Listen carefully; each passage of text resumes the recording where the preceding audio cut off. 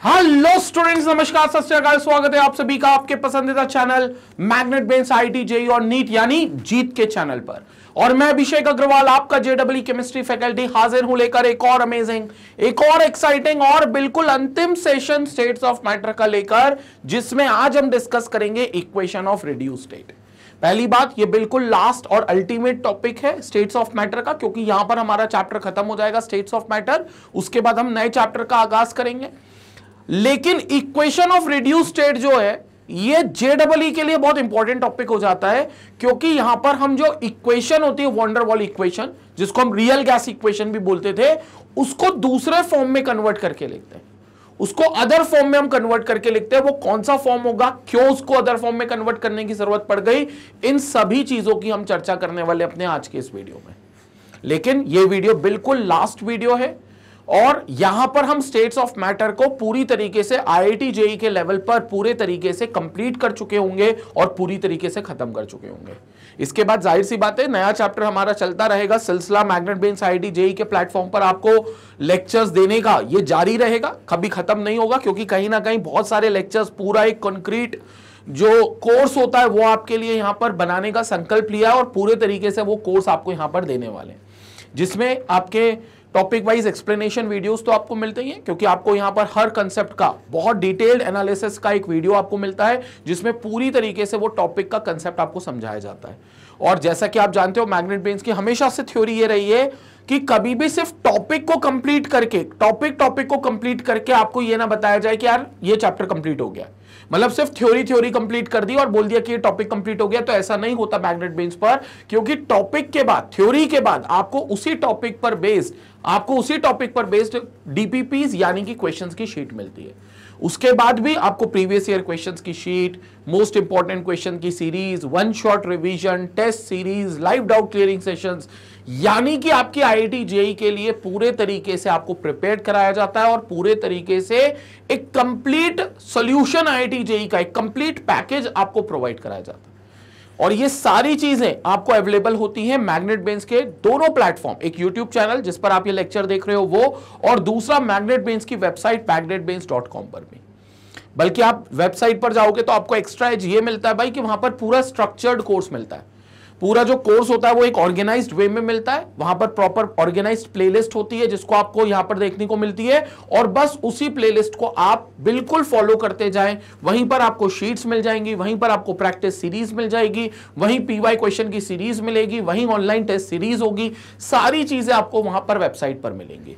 और सबसे अच्छी और जरूरी बात कि ये सारी चीजें अवेलेबल हैं बिल्कुल free of cost, 100% free of cost available है। ना आपको कोई सब्सक्रिप्शन बाय करना है, ना आपको कोई कूपन कोड लगाकर डिस्काउंट लेना है। आपको 100% मैग्नेट बेन्स पर ये एजुकेशन फ्री मिलती है। मतलब देख लो, इतनी सारी चीजें मैग्नेट बेन्स पर जो आपको फ्री ऑफ कॉस्ट मिलती है, जो शायद किसी के पेड कोर्स में भी नहीं मिलती, उससे ज्यादा चीजें ये जो मैग्नेट बेन्स पर आपको फ्री ऑफ कॉस्ट मिल रही है। तो भैया वेट किस बात का कर रहे हैं, इंतजार अब किस बात का है? चैनल पर भरोसा करें, चैनल को सब्सक्राइब करें और चैनल लोगों तक शेयर करें। लोगों को बोले इस चैनल को सब्सक्राइब करो अगर आप आईआईटी जेईई की या नीट की तैयारी कर रहे हो तो, और उनको इसको सब्सक्राइब करने को बोले। ठीक है, तो ये स्क्रीनशॉट ले लो इस बात का भी, क्योंकि ये सारी चीजें वाकई में डिलीवर होंगी, तुम बाद में क्रॉस चेक भी कर सकते हो। ठीक है, चलो अभी आते हैं हम अपने टॉपिक पर। आज का जो टॉपिक है वो है इक्वेशन ऑफ रिड्यूस्ड स्टेट। पहले तो तुम समझो कि तुम्हें इक्वेशन ऑफ रिड्यूस्ड स्टेट की जरूरत क्यों पड़ी, क्या और है क्या इक्वेशन ऑफ रिड्यूस्ड स्टेट। अगर हम लोग वॉन डेर वाल इक्वेशन की बात करें, की बात करें तो प्रॉब्लम यह होती है कि वॉन डेर वाल इक्वेशन हर गैस के लिए एक अलग वॉन डेर वाल कांस्टेंट रखती है। जैसे अगर मैं वॉन डेर वाल इक्वेशन की बात करूं, so as according to van der वाल गैस इक्वेशन, और we can say it as real gas equation, van der Waals real gas equation, according to van der Waals real gas equation. क्या है equation, ध्यान से सुनेंगे। According to van der Waals real gas equation, we have P plus AN square by V square into V minus NB, V minus NB equals to nRT। यही equation थी, हमने real gas equation पढ़ी थी, van der वाल gas equation यही हमने देखी थी। और बाकायदा भैया इसको अपन ने डिराइव तक किया था, इसको प्रॉपर अपन ने क्या किया था, डिराइव तक किया था। यहां पर P जो होता है वो प्रेशर होता है, A जो होता है वो वॉन डेर वाल कांस्टेंट है, N जो है वो नंबर ऑफ मोल्स है, V जो है वो वॉल्यूम है उस समय जो रियल गैस है उसका, ये V भी वॉल्यूम है रियल गैस का, N जो है वो अगेन नंबर ऑफ मोल्स है, and B is again van der वाल कांस्टेंट। यहां पर N मोल्स हो गया, R यूनिवर्सल गैस कांस्टेंट हो गया, और T यानी कि उस रियल गैस का जो भी टेम्परेचर होगा वो रियल गैस का टेम्परेचर वहां पर है। तो ये आपकी एक रियल गैस इक्वेशन होती है for N number of moles.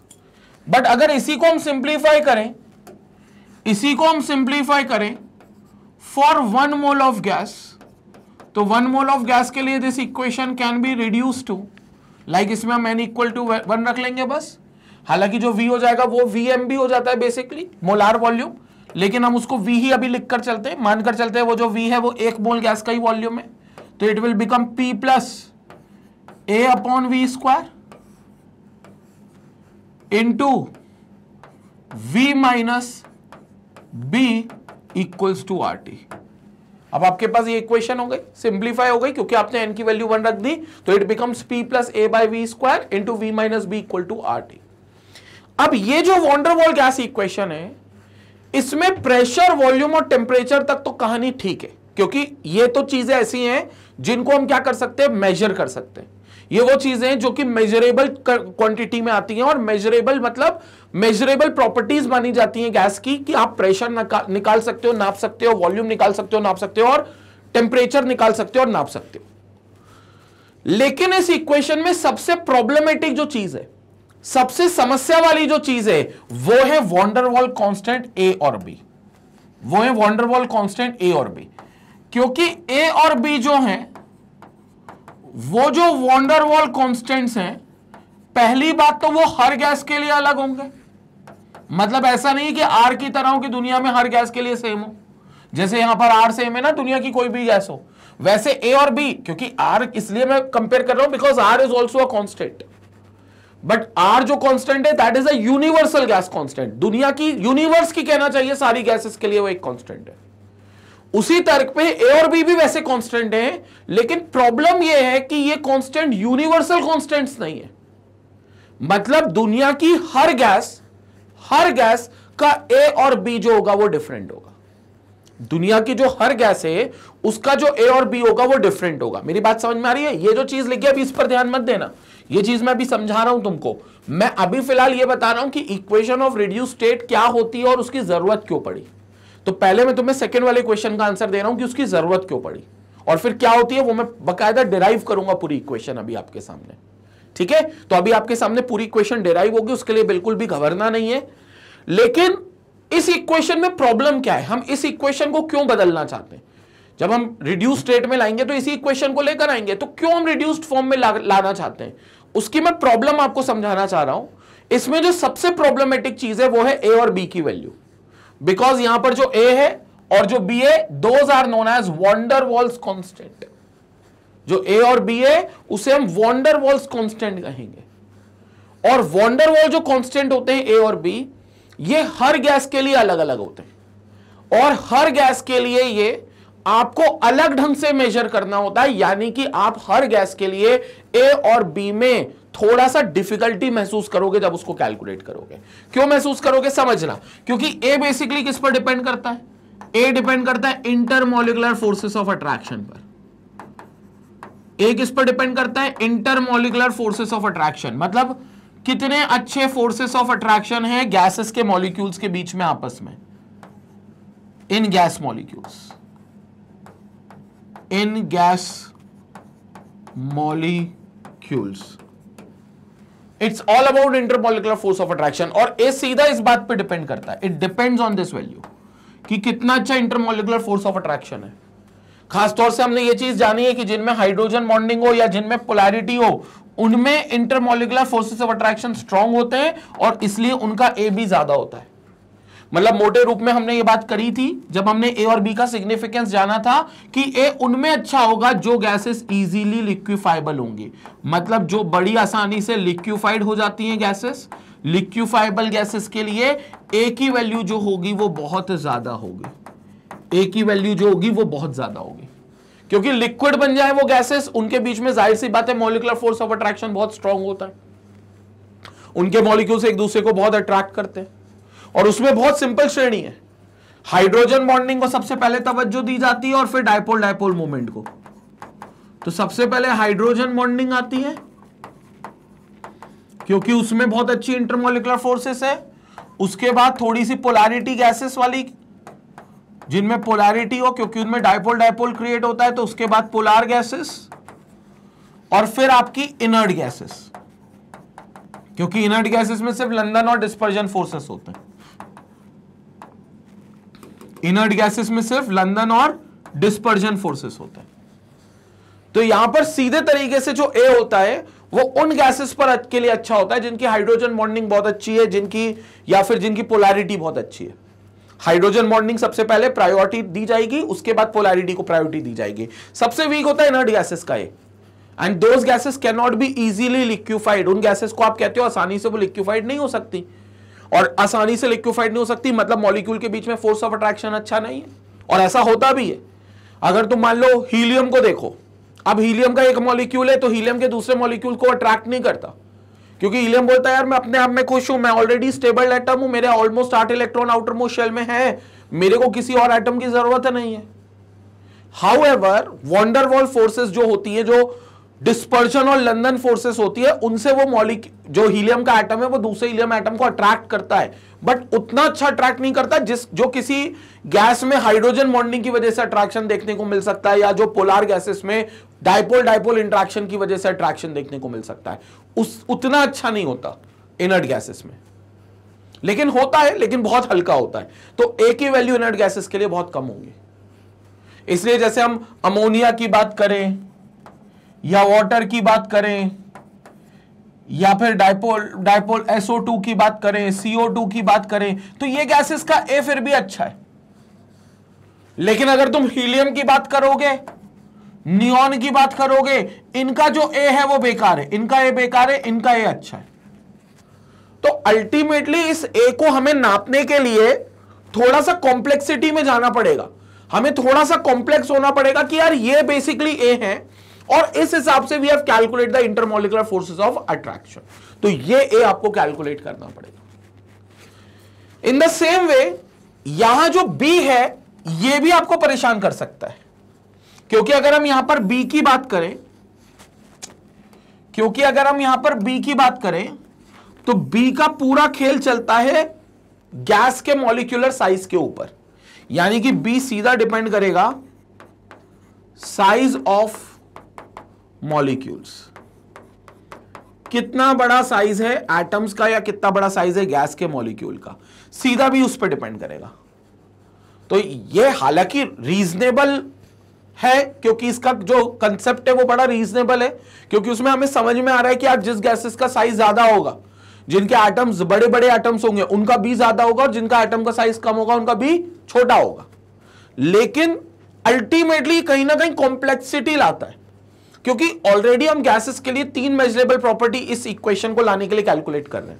कौन कौन सी? प्रेशर कैलकुलेट कर रहे हैं, वॉल्यूम कैलकुलेट कर रहे हैं, टेम्परेचर भी कैलकुलेट कर रहे हैं। अब आपने बोल दिया ए और बी भी कैलकुलेट करो, जबकि ए और बी कांस्टेंट्स है, लेकिन ए और बी गैसेस टू गैसेस तो वेरी करेंगे। हां, उस गैसेस के प्रेशर और वॉल्यूम और टेम्परेचर के चेंज होने के साथ वो चेंज नहीं होंगे। जैसे मान लो CO2 में आपने PVT चेंज कर दिया, PV चेंज कर दिया, T चेंज हो गया, T चेंज कर दिया, P चेंज हो गया, मतलब PVT आपस में चेंज हो रहा है, लेकिन उस गैस का, CO2 गैस का ए और बी चेंज नहीं होगा। तो उस सेंस में वो कांस्टेंट है।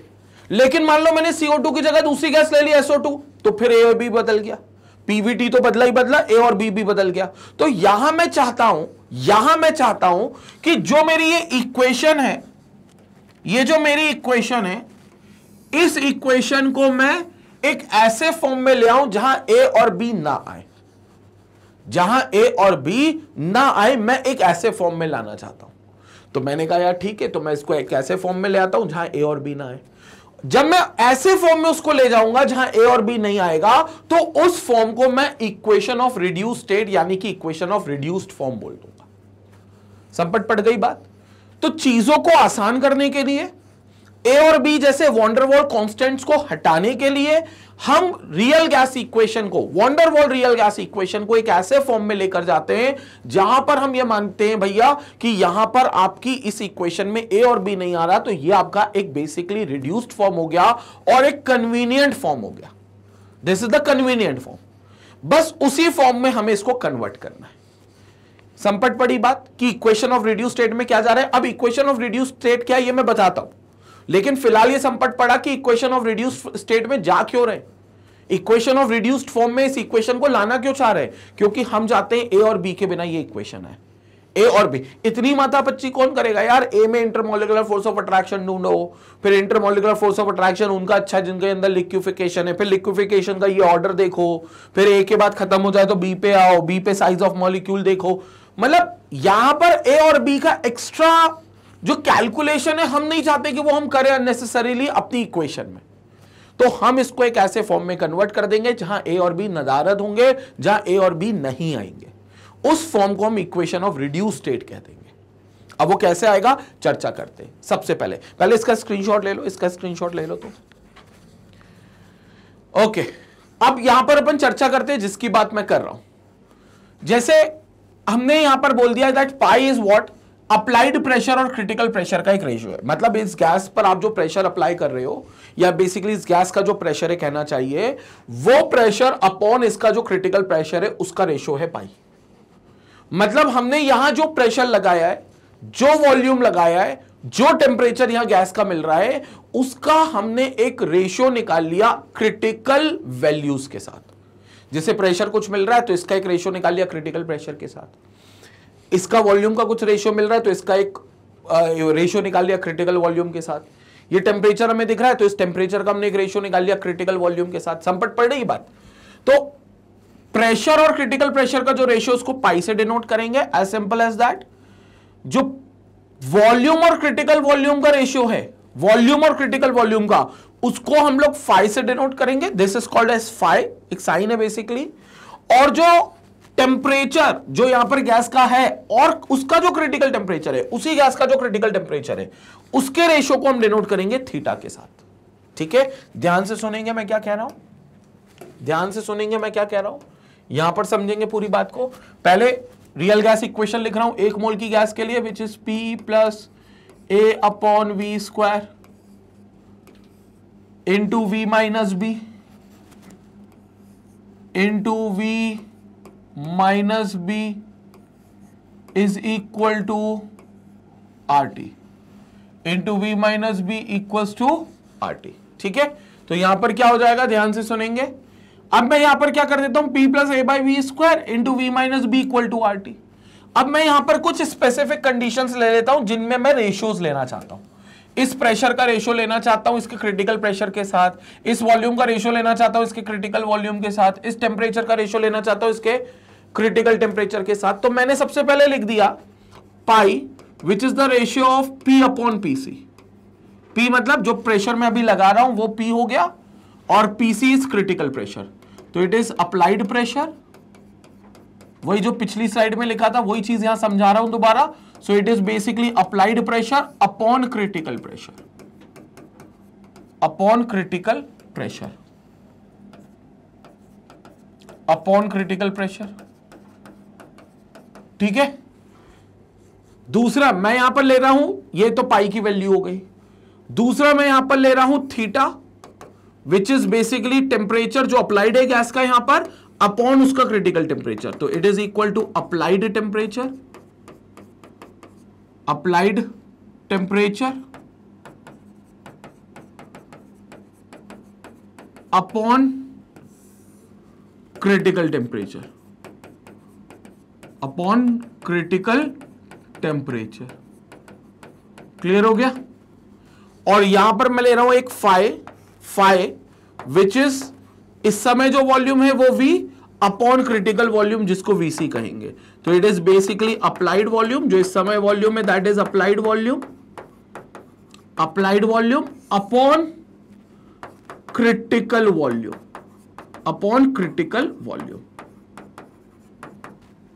क्लियर हो गया। अब ये वाली वैल्यूज को हम यहां से रिड्यूस करेंगे। जैसे यहां P चाहिए मुझे, तो मैं P यहां से बना लूंगा। यहां से P क्या हो जाएगा, P is equal to theta into PC, right. P क्या हो जाएगा, थीटा इंटू पीसी। तो मेरे पास यहां जो P आएगा वो theta into pi into PC आएगा, माई मिस्टेक, पाई है यहां पर, तो it will be pi into PC.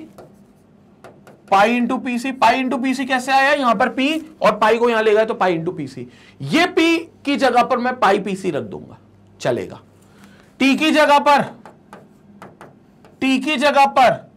मैं थीटा टीसी रख दूंगा, और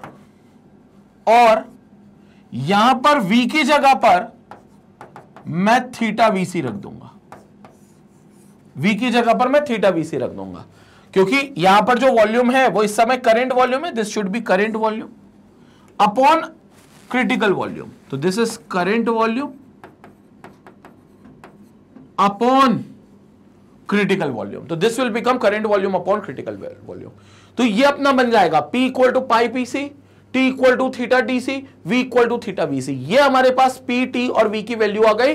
सिंपल हम इस इक्वेशन में रखने वाले, So on putting the above values, on putting the above values of P, V and T in, इस इक्वेशन को एक नाम दे देते हैं, सपोज इक्वेशन नंबर 1। तो in equation 1 what will get as, पहले इक्वेशन में इसको रखते हैं, तो यहां पर क्या हो जाएगा, इक्वेशन में रख रहे हैं, ध्यान से देखेंगे यहां पर। तो what will get as, P की जगह क्या रखना है, तो P की जगह पाई पीसी, तो it will become pi PC. देखते हुए चलेंगे यहां पर, तो ये हो जाएगा अपना pi PC, pi PC plus A upon V square. तो V square is theta VC, तो it will become theta VC का स्क्वायर। ये हो गई भैया पहली टर्म, ठीक है। दूसरी टर्म क्या होगी, दूसरी टर्म है V माइनस बी, तो V माइनस बी की जगह it will become theta VC minus B equals to R T. तो R तो चलो कांस्टेंट है, उसको तो हम कुछ नहीं कर सकते, लेकिन T को हम क्या कर सकते हैं, T को हम लिख सकते हैं थीटा टीसी, तो it will become theta TC. Clear हो गया। अभी हमारे पास एक इक्वेशन आ गई है, हालांकि ये रिड्यूस स्टेट की इक्वेशन नहीं है डायरेक्टली, अभी यहां से तो हमने आगाज करा है इसका रिड्यूस स्टेट में कन्वर्ट करने का, क्योंकि इसमें अभी ए और बी मौजूद है, अभी ए और बी हटे नहीं है, तो ए और बी को ही हटाना मकसद है। तो आगे चलते हैं, अब हम यहां पर क्रिटिकल वॉल्यूम, क्रिटिकल प्रेशर और क्रिटिकल टेम्परेचर की वैल्यूज रखेंगे। वैल्यूज इन द सेंस उसका जो एक्सप्रेशन है, जो हमने पहले भी लिक्विफिकेशन ऑफ गैसेस में भी किया था, उसके बाद वाले वीडियो में भी मैंने डिराइव कराया था। तो पीसी, वीसी और टीसी का प्रॉपर डेरिवेशन करेंगे। और अब समझ में आया कि 2 बार क्यों कराया था, क्योंकि वो डेरिवेशन इतना जरूरी है कि हर जगह उसका यूज होना है। तो यहां पर उसके बाद जितने भी हमने टॉपिक्स पढ़े, सब पे हमने उसका यूज किया कहीं ना कहीं, तो इधर हम उस एक्सप्रेशंस का यूज करेंगे। तो यहां पर हम सीधा लिखते हैं, पहले इस इक्वेशन को मैं नई स्लाइड पे लेकर चले जाऊं, तो यहां पर था P था, तो P हो जाएगा pi PC plus A upon V square, V square will become theta square VC square, मतलब थीटा वीसी का होल स्क्वायर था, तो मैंने दोनों का स्क्वायरिंग कर लिया। ये हमारे पास हो गया एक एक्सप्रेशन, ये हो गया एक expression into V minus B. तो V minus B is basically 5VC, this will become 5VC। अच्छा, और ये थीटा भी नहीं चलेगा, दिस शुड बी 5, ठीक है ना, क्योंकि यहां पर हमारे पास 5 की वैल्यू आनी है, तो this should B A upon 5, ठीक है, A upon 5 square VC square, क्योंकि जो 5 था वो रेशियो था V अपॉन VC का, ठीक है। ये इस पे कंफ्यूजन नहीं होनी चाहिए, और यहां पर भी अपन क्या करेंगे, 5 करेंगे, तो दिस विल बी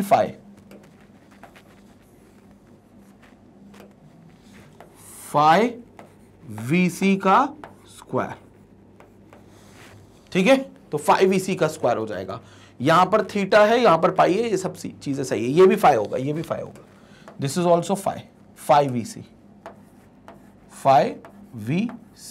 ठीक है, minus B, so this will become 5VC minus B, ये यहां पर होगा 5VC माइनस बी। तो लिख देते इसको अगली इक्वेशन में, तो it will become pi PC plus A upon 5 square VC square, यहां पर हमने स्क्वायरिंग कर दी, V माइनस बी था तो it will become 5VC, it will become 5VC minus B equals to RT, तो R will be return as theta TC। अभी ठीक है, इस इक्वेशन को हमने यहां पर लिख दिया। अब यहां पर बताओ PC VC और TC के एक्सप्रेशंस हमें पता है कि क्या है। सबसे पहला एक्सप्रेशन इजी था VC का, जो सिंपल क्या था 3B, तो VC आपका 3B है, उसको यहां रखने वाले हैं, उसको यहां रखने वाले हैं। VC आपको दिख रहा है सब जगह, यहां पर VC दिख रहा है, 3B रखेंगे। PC आपको पता है क्या है, A upon 27 times of B square, तो वो हम PC की जगह पर रखने वाले हैं। और TC तो आपको पता है this is 8A upon 27 times of RB, तो ये हम TC यहां पर रखने वाले हैं, हर जगह यहां पर हम TC की वैल्यू रखने वाले हैं, तो ये हो जाएगा हमारा TC 8A अपॉन 27 RB। रखते हैं इस इक्वेशन को, सिंप्लीफाई करते हैं इस इक्वेशन को, यहां पर देखते हैं। तो इस इक्वेशन में यहां पर रखेंगे, सो इस इक्वेशन को भी एक बार नाम दे देते हैं, लेट दिस इक्वेशन इज 2। अब ये वैल्यूज को हम सेकेंड इक्वेशन में रखेंगे, तो putting above values, putting the values of PC, VC and TC in equation 2, second equation में रखते हैं हम लोग। तो सीधे एक्सप्रेशंस यहां पर क्या बनेंगे देखेंगे ध्यान से, सीधे एक्सप्रेशंस क्या बनेंगे देखेंगे यहां से। ये हो जाएगा पाई, PC की जगह क्या रखना है, A अपॉन 27 B स्क्वायर, तो पाई A अपॉन 27 B स्क्वायर, ये हो गया, plus A upon theta square, sorry 5 square VC square, what is VC 3B, तो इट विल बिकम 3B का स्क्वायर। ये हो गया पहला एक्सप्रेशन कंप्लीट, इनटू ब्रैकेट में थीटा VC, तो थीटा सॉरी 5VC, बार बार थीटा निकल रहा है, this is 5VC, VC is again 3B, तो 5 3B minus B is equal to R theta TC, तो it will become theta into 8A upon 27 RB। ठीक है, ये इक्वेशन आ गई, ये इक्वेशन आ गई। सो इट विल बिकम क्या, 8A equals to R into 8A upon 27 RB, और इसके साथ थीटा भी होगा, तो थीटा को मैं बाहर ले लेता हूं, तो this will become R theta, this will become R theta, तो ये R थीटा हो जाएगा। समझ में आया पूरा एक्सप्रेशन? अभी भी A और B नहीं हटा, लेकिन अब तुम देखो इसको सिंप्लीफाई करते हैं, इस पूरे इक्वेशन को सिंप्लीफाई करते हैं। यहां पर एक काम करते हैं, पहले इसको और सिंप्लीफाई करके लिखते हैं, तो this equation will become pi A upon 27 B square plus A upon 5 square 9B square into 5 3B minus B, this can be return as 5 3B minus B, तो अपन B बाहर ले सकते हैं, चलो अभी तो एक साथ लिख देते हैं। So 3B 5 minus B equals to R theta into 8A upon 27 times of RB, 8A upon 27 times of RB। ये वैल्यूज आ गई अपने पास। अब और इसमें और क्या कर सकते हैं अपन, देखेंगे यहां पर कुछ चीजों को कॉमन निकालना स्टार्ट करते हैं। जैसे क्या निकालें यहां से कॉमन, ए कॉमन निकल सकता है, तो सबसे पहले हम ए कॉमन निकाल लेते हैं। हमने ए कॉमन निकाल लिया, यहां से ए कॉमन निकल गया,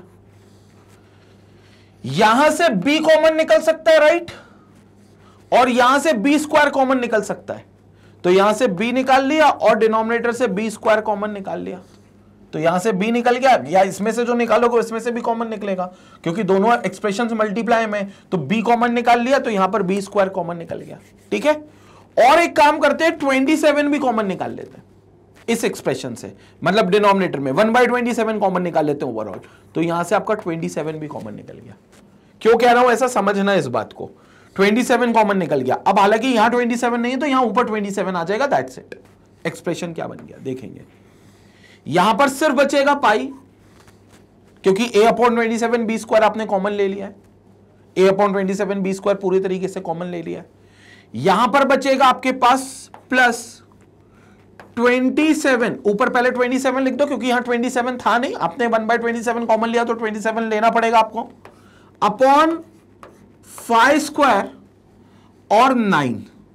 पूछो क्यों 9 बचा, क्योंकि b स्क्वायर आप ऑलरेडी कॉमन ले चुके हो। यहां से आपने ऑलरेडी कॉमन ले लिया है b, यहां से b कॉमन ले लिया है, तो यहां बचेगा 3/5 - 1 equals to r theta into 8a/27 अब जो कट पिट रहा है सबसे पहली फुर्सत में उसको काट दो। देखो r से r तो ये यहीं कट रहा है, इसमें तो कोई दो राय नहीं है, r से r यहां कट रहा है। यहां देखोगे b से एक भी यहां कट रहा है, आपस में कट रहा है, तो ये पूरा b कट गया और यहां एक b कट गया। यहां क्या बचा, a/27b, यहां देखो a/27b, तो ये a/27b पूरा कैंसिल। एक्सप्रेशन समझ में आया, यहां देख लें भाई, एक्सप्रेशन समझना बहुत जरूरी है। यहां देख लें, अब जो समझाना चाह रहे हैं वो यहां पर देखेंगे, ये पूरी चीज गायब हो गई, b यहीं से कट गया, a/27b बचा यहां पर, a/27b यहां पर भी बचा था वो कट गया, यहां पर जो r बचा था वो r से कट गया। अब यहां सिर्फ 8 थीटा बचा है, और यहां क्या बचा है वो देख लेते हैं। यहां पर सिर्फ ब्रैकेट में बचा आपके पास पाई प्लस 27/9 है, क्या मैं इसको 1 और 3 कर सकता हूं, तो ये बचा है 3/5 स्क्वायर, तो ये हो गया पाई प्लस 3/5 स्क्वायर, ये एक इंटू यहां बचा है सिर्फ 3/5 - 1, तो दिस विल बिकम 3/5 - 1, ये हो गया मेरा 3/5 - 1, so this will become 3/5 - 1 equals to, यहां से आर बार सब कैंसिल, सिर्फ थीटा और 8 बचा है, तो दिस विल बिकम 8 थीटा।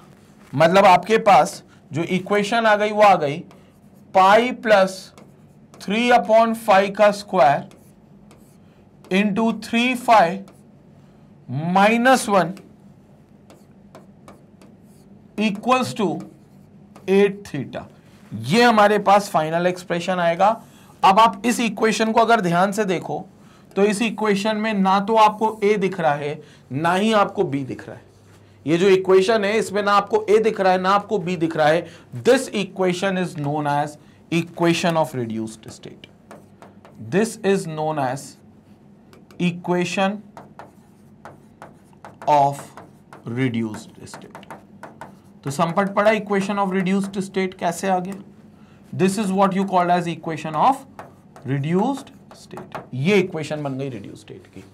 अब इसमें आपका ए नहीं है बी नहीं है तो उनसे आपको आजादी मिल गई। ये बात अलग है कि आपको पाए थीटा फाई के टर्म्स में आंसर निकालना है, but this is van der Waals real gas equation. यही वंडरवॉल रियल गैस इक्वेशन है। तो एक्चुअली ये वंडरवॉल रियल गैस इक्वेशन का दूसरा फॉर्म है।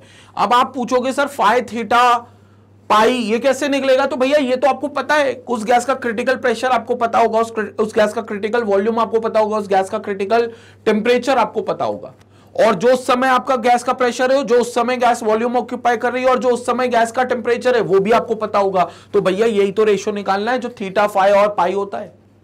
तो थीटा फाई और पाई यही वैल्यू होती है। आपने इसको रखना है यहां पर और आपको सीधा रियल गैस इक्वेशन मिल जाएगी। तो this will be considered as real gas equation, van der Waal real gas equation in the reduced state. And what has been reduced in this? A and B, van der Waals constant has been reduced in this. उसको अपने ने खत्म कर दिया। तो A और B को अपन ने खत्म कर दिया और अपने पास जो इक्वेशन आई है फाइनली ये इक्वेशन आई है। संपट पड़ी क्या बात। डेरिवेशन समझ में आया? डेरिवेशन कोई पूछेगा नहीं, लेकिन अल्टीमेटली अगर फाइनल एक्सप्रेशन को समझना है, रटना नहीं है, तो डेरिवेशन पर आपको खास कमांड होनी चाहिए। ये पूरा डेरिवेशन है जो हमने यहां पर किया है, ये पूरी चीज है। और ये सारी वैल्यूज तो हमने ऑलरेडी डिफाइन करी है, कई बार डिफाइन करी है, कई बार इसको प्रूफ किया है मैंने। इनफैक्ट 2 वीडियोस में इसका पूरा डेरिवेशन बताया आपको, 2 वीडियो बनाकर, दोनों वीडियो में रिपीट करके 2 बार मैंने इसका पूरा डेरिवेशन बताया, उसके पीछे का मकसद था। तो ये आई होप क्लियर हो गया होगा। This is what we are having as equation of reduced state. Clear हो गया? स्क्रीनशॉट ले लो एक बार पूरे डेरिवेशन का। यहां से स्टार्ट किया है क्योंकि ये तो वही सारी चीजें जो मैंने अगली स्लाइड में लिखी है, ठीक है? तो यहां से स्क्रीनशॉट ले लें एक बार इसका, ये पार्ट, ओके। फिर ये पार्ट का भी स्क्रीनशॉट ले लेंगे, यहां पर भी इसका भी स्क्रीनशॉट यहां पर लेंगे, क्योंकि यहां पर आपको मेन डेरिवेशन दिख रहा है, पूरा डेरिवेशन यहां पर आपको आ रहा है, ठीक है? और यही एक्सप्रेशन देखो आपको यहां लिखा हुआ है, substituting the above expressions in van der Waals equation, the resultant equation is called as equation of reduced state. देखो pi plus 3 upon 5 square, तो it becomes pi plus 3 upon 5 square into 3 phi minus 1 into 3 phi minus 1, 3 phi minus 1 equals to 8 theta, equals to 8 theta. तो आप इस expression को मान लें या इस एक्सप्रेशन को मान लें। So this is nothing but van der Waals real gas equation, ये van der Waals real gas equation ही है, real gas equation in reduced state, in real van der Waals real gas equation in reduced state. तो ये reduced state की equation है। Clear हो गया? Screenshot लेना चाहो तो इसका भी ले लो, बात एक ही है। तो यहां पर हमारा लास्ट टॉपिक जो था स्टेट्स ऑफ मैटर का, जिसमें हमें van der Waals real gas equation को रिड्यूस स्टेट में उसको रिड्यूस करना पड़ता है, उसको रिड्यूस स्टेट में लेकर आना पड़ता है। तो वो कैसे लाएं, क्या इक्वेशन है, इसकी पूरी हमने चर्चा कर ली है। और इसके साथ ही हमारा स्टेट्स ऑफ मैटर का चैप्टर पूरी तरीके से कंप्लीट होता है। उम्मीद करते हैं कि आपने हर एक वीडियो देखा होगा पूरी शिद्दत से, और हर एक वीडियो आपको डिटेल समझ में आया होगा। इन केस अगर कोई डाउट है, इन केस अगर कोई वीडियो आपको समझ में नहीं आए, तो सिंपल क्या करना है, आपको हर वीडियो के डिस्क्रिप्शन में एक आस्क का डाउट का एक लिंक दिया हुआ है, बस आपको उस लिंक पर जाना है, आपको उस लिंक पर अपना डाउट भेजना है, वो सीधा हम लोगों के व्हाट्सएप पर मिलेगा, वहीं से आपको सीधा आंसर भी आपके व्हाट्सएप पर मिल जाएगा। Otherwise live doubt clearing sessions लगातार होते हैं, लाइव डाउट क्लियरिंग सेशंस आपको मिलेंगे, और उन्हीं लाइव डाउट क्लियरिंग सेशंस को हम लोग यहाँ पर मतलब जब कैटर करेंगे तो आपके डाउट्स को भी वहां पर हम लोग कैटर करेंगे, ठीक है? बाकी मैग्नेट बेंस पर आपको पता है कि ऐसा चैनल है जहां पर 100% फ्री एजुकेशन आपको मिलती है, और सिर्फ 2, 4, 5 टॉपिक नहीं पढ़ाए जाते, बल्कि पूरा सिलेबस, आप अगर IIT की तैयारी कर रहे हो या नीट की तैयारी कर रहे हो या फिर CBSE की तैयारी कर रहे हो, NTSE ओलंपियाड, CUET की तैयारी कर रहे हो, अगर आप यूपी या बिहार बोर्ड से स्पेसिफिकली कोई बोर्ड के लिए तैयारी करना चाहते हो, या फिर स्पोकन इंग्लिश आप इस पे कमांड करना चाहते हो, या फिर आप banking and insurance, RRB, SSC, UPSC, JAIIB, CAIIB, इन किसी भी कॉम्पिटिटिव एग्जाम की तैयारी कर रहे हो, तो इसके एक्सक्लूसिव कोर्स, पूरा सिलेबस ऑलरेडी कंप्लीट हो चुका है मैग्नेट बेंस पर, जिसको आप मैग्नेट बेंस की वेबसाइट और मैग्नेट बेंस के यूट्यूब चैनल दोनों से एक्सेस कर सकते हो। वेबसाइट पर एक एक्स्ट्रा एज ये मिलेगा कि यहां पर आपको एक ऑर्गेनाइज्ड और एक स्ट्रक्चर्ड कोर्स मिलता है, यानी कि यहां पर जो पूरा कोर्स होता है उसकी पूरी प्लेलिस्ट होती है प्रॉपर सीक्वेंस में। ऊपर टॉपिक होता है थ्योरी कंसेप्ट वीडियोस, उसके बाद उसकी DPPs, प्रैक्टिस शीट, फिर previous year questions, multiple choice question की सीरीज, इंपॉर्टेंट प्रैक्टिस सेशंस की सीरीज, उसके बाद आपके 1 शॉट रिवीजन आता है, लाइव डाउट क्लियरिंग सेशन आता है, ऑनलाइन टेस्ट सीरीज आती है। मतलब जो आपको कॉम्पिटिटिव एग्जाम को, इनमें से जो भी कॉम्पिटिटिव एग्जाम की आप तैयारी कर रहे हो, उस कॉम्पिटिटिव एग्जाम को क्रैक करने के लिए जो भी चीजें रिक्वायर्ड होती हैं, वो सारी चीजें मिलती हैं आपको मैग्नेट बेंस के प्लेटफॉर्म पर। और सबसे अच्छी बात, मैग्नेट बेंस के लेक्चर्स वेबसाइट से भी आप मोबाइल से, टैबलेट से, डेस्कटॉप से, लैपटॉप से, किसी से भी आप इनको एक्सेस कर सकते हो। कोई एक्सेस करने का चार्ज नहीं है, कोई सब्सक्रिप्शन आपको बाय नहीं करना, कोई कूपन कोड आपको नहीं लगाना, और सीधा 100% एजुकेशन फ्री में आपको लेनी है। और 100% जब हम बोलते हैं तो वाकई में 100%, ये नहीं कि डेमो के तौर पे 2-3 लेक्चर्स आपको फ्री दे दिए और बाकी बोला कि बाकी चैप्टर्स देखने के लिए आप सब्सक्रिप्शन लो। 100% मतलब पूरा syllabus 100% free of cost available है। तो किस चीज़ का वेट कर रहे हैं भाई आप? जल्दी जाएं, चैनल को सब्सक्राइब पहले तो खुद कर लें, उसके बाद चैनल शेयर करें। जितने भी तुमने व्हाट्सएप ग्रुप, टेलीग्राम चैनल्स बना रखे हैं फ्रेंड्स के, रिलेटिव्स के, जहाँ पर स्कूल के, कोचिंग के, ऑफलाइन कोचिंग के जितने भी स्टूडेंट्स हो, जितने भी ग्रुप ऑफ स्टूडेंट्स तुम्हारे पास हो, उन सबके साथ इस चैनल का लिंक जरूर शेयर करें, इस वीडियो का लिंक भी शेयर करें। इसी तरीके से मैग्नेट ब्रेन्स को अपना प्यार और सपोर्ट देते रहें। Stay tuned, stay connected. Thank you.